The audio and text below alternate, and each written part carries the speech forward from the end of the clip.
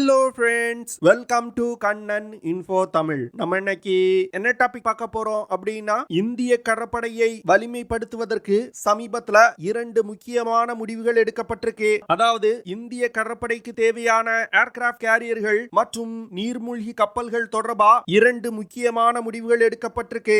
India எடுத்திருக்க அந்த 2 முடிவுகள் என்ன? இதன் மூலமா இந்திய கடற்படையின் வலிமை எப்படி அதிகரிக்கும்? எதற்காக இந்தியா தன்னுடைய கடற்படையின் வலிமையை அதிகரிப்பதற்கு சமீப காலமா அதிக முனைப்பு காட்டி வர்றாங்க அப்படிங்கிறது குறித்து நம்ம டீடைலா இந்த வீடியோல பார்க்கலாம். நம்ம சேனல்ல டிஃபென்ஸ் மற்றும் ஜியோபாலிட்டிக்ஸ் சம்பந்தமா தினம் ஒரு வீடியோ பப்ளிஷ் பண்ணிட்டு இருக்கோம். உங்களுக்கு நம்ம சேனல்ல பப்ளிஷ் பண்ணக்கூடிய வீடியோஸ் பிடிச்சிருந்துச்சுன்னா சேனலை சப்ஸ்கிரைப் பண்ணி சப்போர்ட் பண்ணுங்க. நீங்க பண்ற ஒவ்வொரு சப்ஸ்கிரிப்ஷனும் எனக்கு அடுத்தடுத்த வீடியோஸ் போடுறதுக்கு ஒரு மோட்டிவேஷனா இருக்கும். உலகின் முக்கியமான 7 கடல்கள் இந்திய பெருங்கடல் பகுதியில இருக்கு. இந்திய பெருங்கடல் பகுதியை யாரு கட்டுப்படுத்துறாங்களோ அவங்க ஆசியாவை கட்டுப்படுத்த முடியும். உலகத்தின் தலையெழுத்தை நிர்ணயிக்க கூடிய சக்தி இந்திய பெருங்கடல் பகுதிக்கு இருக்கு அப்படின்னு முன்னாள் அமெரிக்க கடற்படை தளபதி ஆல்ஃபிரட் ஐயர் 1890களிலே சொல்லியிருக்காரு. இந்திய பெருங்கடல் பகுதி உலகின் 3வது மிகப்பெரிய கடற்பகுதி. இந்த கடற்பகுதி ஆஸ்திரேலியால இருந்து ஆப்பிரிக்கா வரைக்கும் இருக்கு. அரேபியன் கல்ஃப் மற்றும் ரெட் சி பகுதியை இந்த கடற்பரப்பு உள்ளடக்கியதா இருக்கு. ரெட் சி வழியாக மிகவும் முக்கியமான மத்திய தரைக்கடல் பகுதிக்கு செல்ல முடியும். அது மட்டும் இல்லாம சவுத் சைனா சி பகுதிக்குள் நுழையக்கூடிய மலாக்கா நீரணை பகுதியும் இந்திய பெருங்கடல் பகுதியில தான் இருக்கு. இதன் காரணமா இந்தியன் ஓஷன் ரீஜியனை மிகவும் ஒரு முக்கியமான கடற்பகுதியா டிஃபென்ஸ் எக்ஸ்பர்ட்ஸ் பார்க்கறாங்க. இந்த சூழ்நிலையில இந்திய பெருங்கடல் பகுதியை தன்னுடைய கட்டுப்பாட்டுல கொண்டு வருவதற்கு உலகின் பல நாடுகள் முயற்சி செய்து வந்துகிட்டு இருக்காங்க. குறிப்பா சீனாவை சொல்லலாம். அதற்கு அடுத்து சீனாவுடன் இணைந்து பாகிஸ்தானும் இந்திய பெருங்கடல் பகுதியை தன்னுடைய கட்டுப்பாட்டுல கொண்டு வருவதற்கு முயற்சி செய்து வந்துகிட்டு இருக்காங்க. இதனால இந்திய பெருங்கடல் பகுதியில சமீப காலமா நிறைய பிரச்சனைகள் ஏற்பட்டு வருது. குறிப்பா சொல்லணும் அப்படின்னா, எப்பொழுதெல்லாம் இந்தியா மிசைல் சோதனை நடத்துறாங்களோ அப்பொழுதெல்லாம் சீனா தன்னுடைய உளவு கப்பலை ஸ்ரீலங்காவின் ஹம்பன்தோட்டா துறைமுகத்துல கொண்டு நிறுத்துறாங்க. அது மட்டும் இல்லாம சவுத் சைனா சி மற்றும் இந்திய பெருங்கடல் பகுதியை தன்னுடைய கட்டுப்பாட்டுல கொண்டு வருவதற்கு சீனா கிங் ஆஃப் பேர்ல்ஸ் அப்படிங்கிற ஒரு திட்டத்தை செயல்படுத்தி வந்துகிட்டு இருக்காங்க. அதுல சீனாவுடன் இணைந்து செயல்படக்கூடிய மிகவும் முக்கியமான நாடா பாகிஸ்தான் இருக்காங்க. அதனால வரும் காலத்துல ஒரு யுத்தம் ஏற்பட்டால் இந்தியன் ஓஷன் ரீஜியன்ல சீன கடற்படையும் பாகிஸ்தான் கடற்படையும் இணைந்து செயல்படுவாங்க. இந்தியாவுக்கு மிகப்பெரிய இழப்புகள் ஏற்படுவதற்கு வாய்ப்பு இருக்கு. இதன் காரணமாக இந்தியா தன்னுடைய கடற்படையை வலிமைப்படுத்துவதற்கு பல முக்கியமான திட்டங்களை செயல்படுத்தி வந்துகிட்டு இருக்காங்க. அதுல சமீபத்துல இந்திய கடற்படை 2 முக்கியமான முடிவுகளை எடுத்திருக்காங்க. அதாவது தன்னுடைய நீர்மூழ்கி கப்பல்களின் எண்ணிக்கையை அதிகரிப்பதற்கு இந்தியா மிகப்பெரிய அளவுல திட்டங்களை செயல்படுத்த இருக்காங்க. அதன் தொடக்கமா இந்திய கடற்படை தங்களுக்கு கூடுதலா 3 ஸ்கார்பியன் கிளாஸ் சப்மரீன்கள் தேவை அப்படின்னு சொல்லியிருக்காங்க. இந்திய கடற்படைக்காக மேசகன் டாக் ஷிப் பில்டிங் லிமிடெட் நிறுவனமும் பிரான்ஸ் நாட்டின் பிரெஞ்சு நேவல் குரூப் நிறுவனமும் இணைந்து ஏற்கனவே 6 ஸ்கார்பியன் கிளாஸ் சப்மரீன்களை கட்டி வந்துகிட்டு இருக்காங்க. இதுல 6வது இறுதி கப்பலான INS வக்ஷீர் நீர்மூழ்கி கப்பலோட இறுதி வேலைகள் நடந்துகிட்டு இருக்கு. இந்த கப்பல் இன்னும் ஓரிரு மாதங்கள்ல கட்டி முடிக்கப்படும். இந்த சூழ்நிலையில தான் இந்திய கடற்படை தங்களுக்கு கூடுதலா 3 ஸ்கார்பியன் கிளாஸ் சப்மரீன்கள் தேவை அப்படின்னு சொல்லியிருக்காங்க. இதனால பிரான்ஸ் நாட்டின் நேவல் குரூப் நிறுவனத்துடன் இந்திய அரசாங்கம் பேச்சுவார்த்தை நடத்தி வந்துகிட்டு இருக்காங்க. 2005ல திரு வாஜ்பாய் அவர்களால் போடப்பட்ட ஒப்பந்தத்தின் மூலமா இந்த 6 ஸ்கார்பியன் கிளாஸ் சப்மரீன்களும் இந்தியாவுக்கு கட்டி கொடுக்கப்பட்டிருக்கு. ஆனா இந்த 6 ஸ்கார்பியன் கிளாஸ் சப்மரீன்களும் பழைய தொழில்நுட்பம் கொண்ட ஸ்கார்பியன் கிளாஸ் சப்மரீன்கள். இதுல குறிப்பிட்ட சில அப்கிரேடுகள் மட்டுமே செய்யப்பட்டிருக்கு. ஆனா தற்போது இந்திய கடற்படை கட்ட உள்ள புதிய 3 ஸ்கார்பியன் கிளாஸ் சப்மரீன்களும் அதிநவீனமான நீர்மூழ்கி கப்பல்கள். இதுல இந்தியா உள்நாட்டிலே உருவாக்கி வரும் ஹெவி வெயிட் டார்பிடோ, ஏர் இண்டிபெண்டன்ட் ப்ரொபல்ஷன் சிஸ்டம் போன்ற பல அதிநவீன தொழில்நுட்பங்கள் இணைக்கப்பட உள்ளது. இந்தியா தன்னுடைய சப்மரீன் பிளீட்டை விரிவுபடுத்துவதற்கு மிகவும் முக்கியமான காரணம் பாகிஸ்தான் தான். பாகிஸ்தான் 2023 இருந்து 2028வது வருடத்துக்குள் சீனாவிடமிருந்து 4 யுவான் கிளாஸ் டீசல் எலக்ட்ரிக் சப்மரீன்களை வாங்க போறாங்க. இது பாகிஸ்தான் கடற்படையை பொறுத்தமட்டில் ஒரு கேம் சேஞ்சரா பார்க்கப்படுது. ஏன்னா பாகிஸ்தான் கடற்படையில தற்போதைய நிலையில 2 பழைய நீர்மூழ்கி கப்பல்கள் தான் இருக்கு. குறிப்பா சொல்லணும் அப்படின்னா பிரான்ஸ் நாட்டின் அகஸ்டோ 17 அப்படிங்கிற ஒரு பழைய நீர்மூழ்கி கப்பலும் அப்கிரேட் செய்யப்பட்ட அகஸ்டோ 19B அப்படிங்கிற இன்னொரு நீர்மூழ்கி கப்பலும் மட்டுமே இருக்கு. இந்த சூழ்நிலையில சீனாவிடமிருந்து இந்த புதிய 4 நீர்மூழ்கி கப்பல்களை வாங்க போறாங்க. இன்னும் கூடுதலா 4 நீர்மூழ்கி கப்பல்களை வாங்குவதற்கும் திட்டம் வச்சிருக்காங்க. இந்த விஷயம் பாகிஸ்தான் கடற்படையோட சப்சர்ஃபேஸ் கேப்பபிலிட்டில ஒரு மிகப்பெரிய முன்னேற்றத்தை ஏற்படுத்தும். பாகிஸ்தான் சீனாவிடமிருந்து வாங்க உள்ள யுவான் கிளாஸ் நீர்மூழ்கி கப்பல்கள்ல பல அதிநவீன தொழில்நுட்பங்கள் இணைக்கப்பட்டிருக்கு. குறிப்பா சொல்லணும் அப்படின்னா நீருக்குள் அதிக நேரம் மூழ்கி இருக்க உதவும் API சிஸ்டம் இந்த கப்பல்ல இருக்கும். அது மட்டும் இல்லாம நீர்மூழ்கி கப்பல்ல இருந்து லான்ச் செய்யக்கூடிய சப்மரீன் லான்ச் க்ரூஸ் மிசைல்களும் இந்த யுவான் கிளாஸ் நீர்மூழ்கி கப்பல்ல இருக்கு. இதனால வரும் காலத்துல பாகிஸ்தான் நீர்மூழ்கி கப்பல்களால் இந்தியாவுக்கு மிகப்பெரிய ஆபத்துகள் ஏற்படுவதற்கு வாய்ப்பு இருக்கு. அதனால இத கவுண்டர் செய்யும் விதமா இந்தியா தன்னுடைய நீர்மூழ்கி கப்பல்களின் எண்ணிக்கையை அதிகரிப்பதற்கு தற்போது அதிக முனைப்பு காட்டி வர்றாங்க. அந்த வகையில தான் இந்த புதிய 3 ஸ்கார்பியன் கிளாஸ் சப்மரீன்களை வாங்குவதற்கு பிரெஞ்சு நேவல் குரூப் நிறுவனத்துடன் பேச்சுவார்த்தை நடத்தி வந்துகிட்டு இருக்காங்க.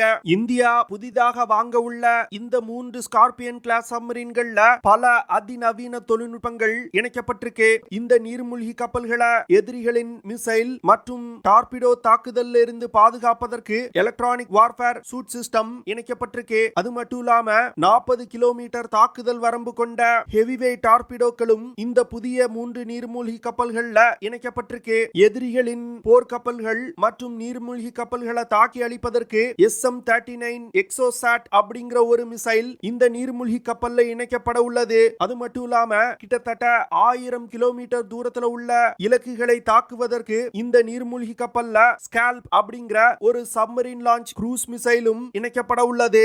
இந்த 3 நீர்மூழ்கி கப்பல்களும் மும்பையில் இருக்கக்கூடிய மேசகன் டாக் ஷிப் பில்டிங் லிமிடெட் நிறுவனத்துல வச்சு கட்டப்பட உள்ளது. மேசகன் டாக் ஷிப் பில்டிங் லிமிடெட் நிறுவனமும் பிரான்ஸ் நாட்டின் பிரெஞ்சு நேவல் குரூப் நிறுவனமும் இந்த 3 நீர்மூழ்கி கப்பல்கள் கட்டுவது தவிர ஒரு மிகப்பெரிய ஜாயிண்ட் வெஞ்சர்லையும் ஈடுபட போறாங்க. அதாவது மலேசியா, இந்தோனேஷியா போன்ற நாடுகளுக்கு ஸ்கார்பியன் கிளாஸ் சப்மரீன்களை இந்தியாவில் தயாரித்து ஏற்றுமதி செய்ய போறாங்க. இதற்கான பேச்சுவார்த்தைகளையும் பிரெஞ்சு நேவல் குரூப் நிறுவனமும் Mazagon Dock Ship Building Limited நிறுவனமும் ஈடுபட்டு வந்துகிட்டு இருக்காங்க. அடுத்து கொல்கத்தாவை தலைமையிடமாக கொண்டு இயங்கக்கூடிய Garden Reach Ship Building Limited நிறுவனத்துடன் பிரெஞ்சு நேவல் குரூப் நிறுவனம் பேச்சுவார்த்தை நடத்திட்டு இருக்காங்க. இந்த பேச்சுவார்த்தை டெஸ்ட்ராயர்ஸ் மற்றும் ஃப்ரிகேட்ஸ் ரக போர்க்கப்பல்களை Garden Reach Ship Building Limited நிறுவனத்துடன் இணைந்து இந்தியாவில் தயாரிப்பதற்கு முடிவு பண்ணியிருக்காங்க.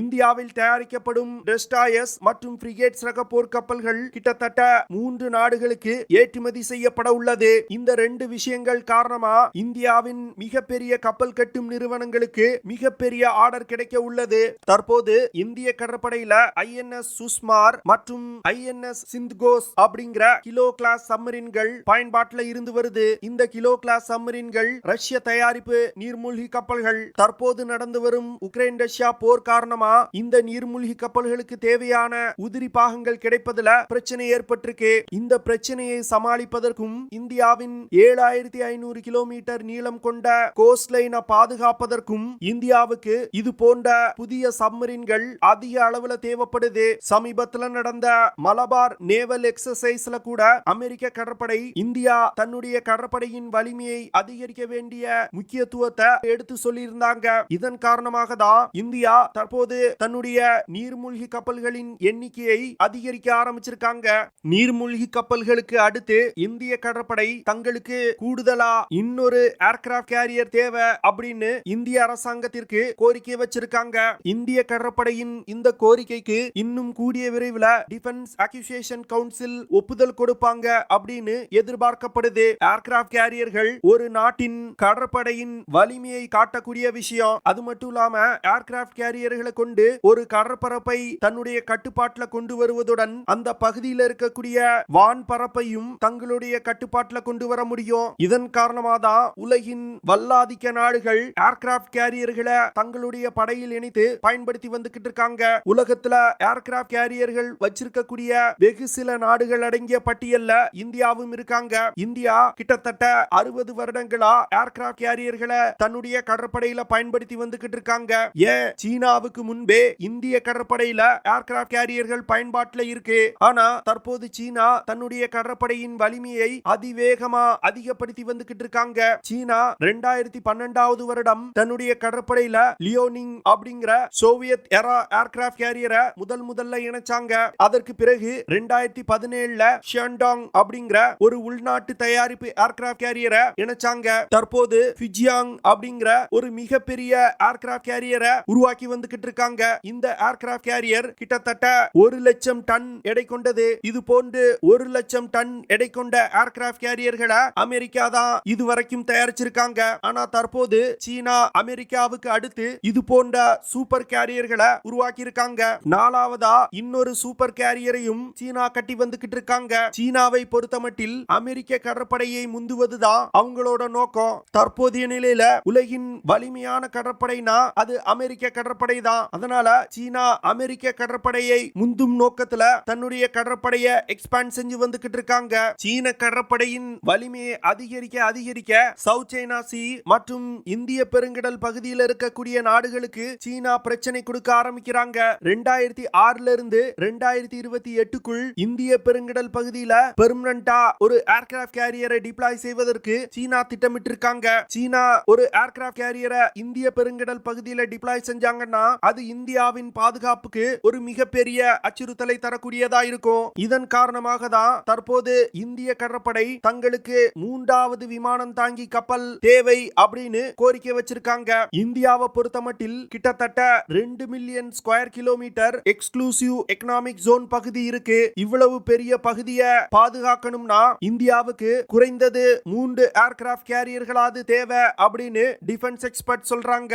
இந்தியாவின் பே ஆஃப் பெங்கால் மற்றும் அரேபியன் சி பகுதியில பெர்மனண்டா 2 ஏர்கிராஃப்ட் கேரியர்களை டிப்ளாய் செய்யணும் அப்படின்னு இந்திய கடற்படை சொல்றாங்க. கூடுதலா இருக்கக்கூடிய 3வது ஏர்கிராஃப்ட் கேரியர் பெரும்பாலும் மெயின்டெனன்ஸ்ல இருக்கும். அதாவது ஒரு ஏர்கிராஃப்ட் கேரியரை மெயின்டைன் செய்யணும்னா கிட்டத்தட்ட 1 வருடங்களுக்கு மேலாகும். 2 ஏர்கிராஃப்ட் கேரியர்கள் மட்டும் இந்திய கடற்படையில இருந்தா இந்த 1 வருடம் ஒரு ஏர்கிராஃப்ட் கேரியரை பயன்படுத்த வேண்டிய நிலை இந்தியாவுக்கு ஏற்படும். இந்த விஷயத்தை தவிர்ப்பதற்காக தான் இந்திய கடற்படை தங்களுக்கு 3வது விமானம் தாங்கி போர்க்கப்பல் தேவை அப்படின்னு சொல்றாங்க. இந்த ஏர்கிராஃப்ட் கேரியர்களை பே ஆஃப் பெங்கால் மற்றும் அரேபியன் சி பகுதியில் நிறுத்துவதன் மூலம் இந்தியாவின் இருபுறங்களிலும் இருக்கக்கூடிய எதிரி போர்க்கப்பல்களின் நடமாட்டத்தை கண்காணிக்க முடியும். ஏர்கிராஃப்ட் கேரியர்ஸ் அப்படினாலே ஒரு மிதக்கும் ஏர்பேஸ்னு சொல்லுவாங்க. அதாவது தரையில் இருக்கக்கூடிய ஏர்பேஸ் போன்றே இந்த ஏர்கிராஃப்ட் கேரியர் போர்க்கப்பல் செயல்படும். இந்த ஏர்கிராஃப்ட் கேரியர்கள் இருக்கக்கூடிய போர் விமானங்களை பயன்படுத்தி தாக்குதல் நடத்தணும்னா எதிரிகளுக்கு பலத்த சேதத்தை ஏற்படுத்த முடியும். இந்திய கடற்படை இதுவரைக்கும் 4 ஏர்கிராஃப்ட் கேரியர்களை பயன்படுத்தி இருக்காங்க. 18,000 டன் முதல் 45,000 டன் எடை கொண்ட ஏர்கிராஃப்ட் கேரியர்களை இந்திய கடற்படை பயன்படுத்தி இருக்காங்க. தற்போது இந்திய கடற்படையில பயன்பாட்டில் உள்ள ஐஎன்எஸ் விக்ரமாதித்யா 44,500 டன் எடை கொண்டது. உள்நாட்டிலே தயாரிக்கப்பட்ட ஐஎன்எஸ் விக்ராந்த் 44,000 டன் எடை கொண்டது. இந்த போர்க்கப்பலை இந்தியாவின் கொச்சின் ஷிப்யார்ட் லிமிடெட் நிறுவனம் உருவாக்கி இருக்காங்க. ஐஎன்எஸ் விக்ராந்த் விமானம் தாங்கி போர்க்கப்பலை விட 5,000 டன் கூடுதல் எடை கொண்ட ஏர்கிராஃப்ட் கேரியரா இந்த 3வது விமானம் தாங்கி போர்க்கப்பல் உருவாக்கப்பட உள்ளது. என்ன பொறுத்தமட்டில் இந்திய கடற்படையோட இந்த 2 முடிவுகளும் மிகவும் முக்கியமான டிசிஷன்ஸா நான் பார்க்கிறேன். ஏன்னா இந்தியா வல்லரசு அப்படிங்கிற கனவை நோக்கி நகர்ந்து கொண்டிருக்கும் பொழுது இந்திய கடற்படையின் வலிமையை அதிகரிக்க வேண்டியது மிகவும் முக்கியமானது. அப்பொழுதுதான் இந்திய கடற்பரப்பை பாதுகாப்பது மட்டுமல்லாமல் இந்தியாவுடைய கடல் வர்த்தகத்தையும் பாதுகாக்க முடியும். ஓகே ஃப்ரெண்ட்ஸ், நம்ம வீடியோவோட நிறைவு பகுதிக்கு வந்துட்டோம். இதெல்லாம் தான் நான் உங்ககிட்ட ஷேர் பண்ணணும் அப்படின்னு நினைச்ச விஷயங்கள். ஐ ஹோப் நான் ஷேர் பண்ண விஷயங்கள் உங்களுக்கு பிடிச்சிருக்கும்னு நினைக்கிறேன். அப்படி பிடிச்சிருந்துச்சுன்னா ஷேர் பண்ணுங்க, லைக் பண்ணுங்க, கமெண்ட் பண்ணுங்க. மறக்காம நம்ம சேனலுக்கு சப்ஸ்கிரைப் பண்ணுங்க. அப்படியே அந்த பெல் நோட்டிபிகேஷனை கிளிக் பண்ணி ஆல்ங்கிற ஆப்ஷனை எனேபிள் பண்ணிக்கங்க. See you in the next video. Jai Hind.